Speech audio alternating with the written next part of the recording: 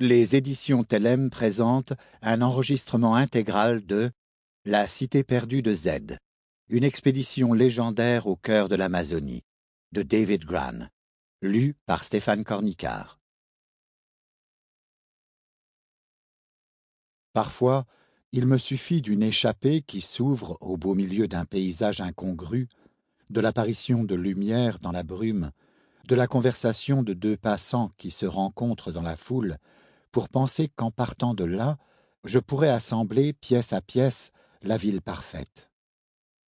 Si je te dis que la ville à laquelle tend mon voyage est discontinue dans l'espace et le temps, plus ou moins marquée ici ou là, tu ne dois pas en conclure qu'on doive cesser de la chercher. Italo Calvino, Les villes invisibles, traduit de l'italien par Jean Thibaudot.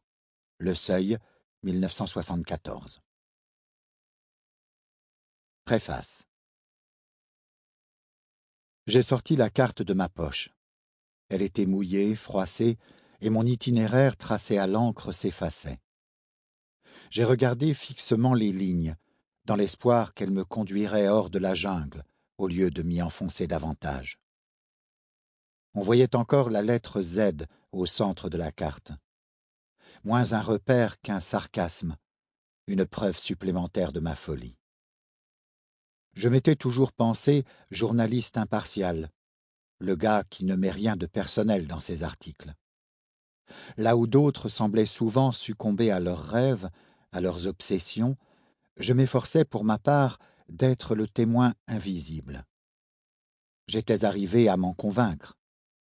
C'était juste pour cela que j'avais parcouru plus de 16 000 kilomètres de New York à Londres et de Londres au fleuve Xingu, l'un des plus longs affluents de l'Amazone, pour cela que j'avais passé des mois à compulser des centaines de pages de journaux intimes et de lettres de l'époque victorienne. Pour cela, enfin, que j'avais laissé ma femme et mon fils, âgés d'1 an, et pris une assurance vie supplémentaire.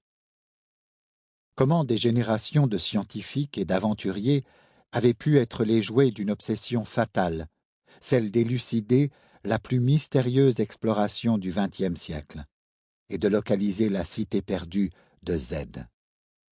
Voilà ce que j'étais venu étudier, rien de plus.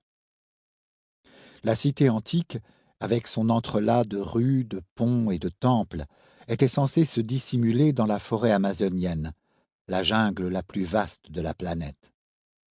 Au siècle des avions et des satellites, cette région demeure l'une des dernières zones blanches sur la carte. Sample complete. Ready to continue?